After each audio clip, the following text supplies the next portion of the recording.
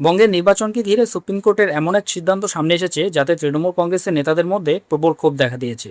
আসলে পশ্চিমবঙ্গের নির্বাচন নিয়ে সুপ্রিম কোর্টের এমন কী সিদ্ধান্ত যার ফলে মমতা বন্দ্যোপাধ্যায় এবং তার দল ক্ষুব্ধ হয়ে উঠেছে, সেই পুরো বিষয়টা জানতে ভিডিওটা শেষ পর্যন্ত দেখুন। আসলে পশ্চিমবঙ্গে নির্বাচনী তথ্য ও এসআইআর প্রক্রিয়ার কারণে ভোটার তালিকা থেকে বাদ পড়া প্রায় 20 লক্ষ মানুষের ভবিষ্যৎ নিয়ে সুপ্রিম কোর্ট একটি গুরুত্বপূর্ণ অবস্থান নিয়েছে। আর সেই অবস্থানই মেনে নিতে পারছে না মমতা বন্দ্যোপাধ্যায়ের দল, অর্থাৎ তারা সেটি একেবারেই গ্রহণ করতে পারছে না। সুপ্রিম কোর্ট বলেছে যে অ্যাপিলেট ট্রাইব্যুনালগুলিকে এই 20 লক্ষ বাদ পড়া বা সন্দেহজনক ভোটারের মামলার সিদ্ধান্ত নিতে হবে। তাদের জন্য কোনো নির্দিষ্ট সময়সীমা বেঁধে দেওয়ার প্রয়োজন নেই। তবে মমতা বন্দ্যোপাধ্যায় সরকার বা তার দল বলছে একটি নির্দিষ্ট সময়সীমা থাকা দরকার, কারণ সামনে নির্বাচন। এই 20 লক্ষ ভোটার আদৌ বৈধ ভোটার কিনা, তাদের নাম ভোটার তালিকায় থাকবে কিনা, এটি নির্বাচন হওয়ার আগেই ঠিক হয়ে যাওয়া উচিত। কিন্তু সুপ্রিম কোর্ট জানিয়েছে এর কোনো প্রয়োজন নেই, কোনো নির্দিষ্ট সময়সীমা নেই, আপনারা সময় নিয়ে সিদ্ধান্ত নিতে পারবেন। বন্ধুরা, আপনারা জানেন মমতা বন্দ্যোপাধ্যায় বারবার এই নির্বাচনে একটি কথাই বলছেন, তিনি সাধারণ মানুষের কাছে প্রতিশ্রুতি দিচ্ছেন একজনও বৈধ ভোটারের নাম তিনি ভোটার তালিকা থেকে বাদ করতে দেবেন না। কিন্তু সুপ্রিম কোর্ট বলছে এই 20 লক্ষ যেসব নাম সন্দেহজনক হিসেবে ধরা হয়েছে, যাদের নিয়ে আবেদন করা হয়েছে, তাদের মামলার তদন্তে কোনো সময়সীমা নেই। নির্বাচন শেষ হয়ে যাওয়ার পরেও যদি সিদ্ধান্ত নেওয়া হয় তাহলে কোনো সমস্যা নেই। এইবার ভোট না দিতে পারলেও পরের নির্বাচনে তারা ভোট দিতে পারবেন। হ্যাঁ, সুপ্রিম কোর্টের এই ধরনের মন্তব্য তৃণমূল কংগ্রেসকে ক্ষুব্ধ করে তুলেছে। শুনানির সময় আদালত জোর দিয়ে বলেছে বিচার প্রক্রিয়ার নিজস্ব একটি গতি রয়েছে। আদালত আবেদনকারীদের সেই দাবি খারিজ করে দিয়েছে যেখানে বলা হয়েছিল এই নির্বাচনের আগেই 20 লক্ষ মামলা নিষ্পত্তি করতে হবে। আদালতের এই অবস্থানের অর্থ দাঁড়িয়েছে যাদের নাম এখন ভোটার তালিকার বাইরে বা সন্দেহজনক হিসাবে রয়েছে তারা এই নির্বাচনে ভোট দিতে পারবেন না, অথবা তাদের ভোট দেওয়ার সম্ভাবনা প্রায় শেষ হয়ে গেছে। আদালতের এই দৃষ্টিভঙ্গি স্বাভাবিকভাবেই তৃণমূল কংগ্রেসকে ক্ষুব্ধ করেছে, কারণ সুপ্রিম কোর্ট যদি এই ধরনের মন্তব্য করে তাহলে সেটি শাসক দল তৃণমূল কংগ্রেস বা মমতা বন্দ্যোপাধ্যায়ের পক্ষে মেনে নেওয়া সহজ নয়। এখন তৃণমূল কংগ্রেস বলছে যারা এই নির্বাচনে ভোট দিতে পারবেন না তারা ভবিষ্যতে দিতে পারবেন। এই ধরনের মন্তব্য রাজনৈতিক বিতর্কের জন্ম দিয়েছে। তৃণমূল কংগ্রেস সুপ্রিম কোর্টের সিদ্ধান্ত এবং বিচার ব্যবস্থার অবস্থানের বিরুদ্ধে তীব্র প্রতিক্রিয়া জানিয়েছে। দলের একাধিক নেতা এ বিষয়ে সরব হয়েছেন।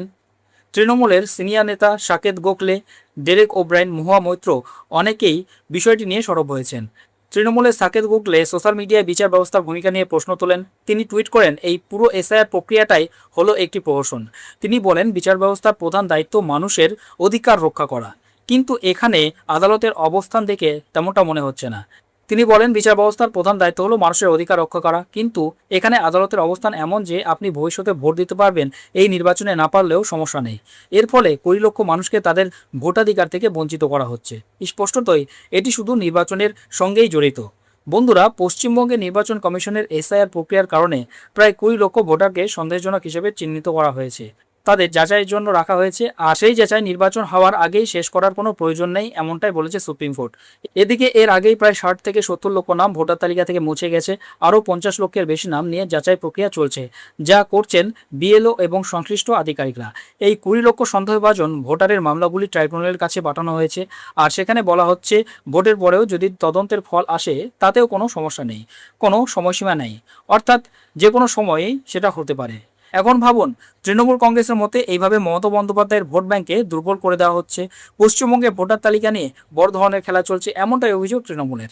আবেদনকারীদের যুক্তি ছিল ভোট দেওয়ার অধিকার এক ধরনের মৌলিক অধিকার। প্রযুক্তিগত ত্রুটি বা কারিগরি কারণে যদি কারো নাম অনির্দিষ্টকালের জন্য ভোটার তালিকা থেকে বাদ পড়ে যায় তাহলে সে কবে আবার ভোটার তালিকায় ফিরবে তা কেউ জানে না। ফলে তাদের ভোট দেওয়া হোক।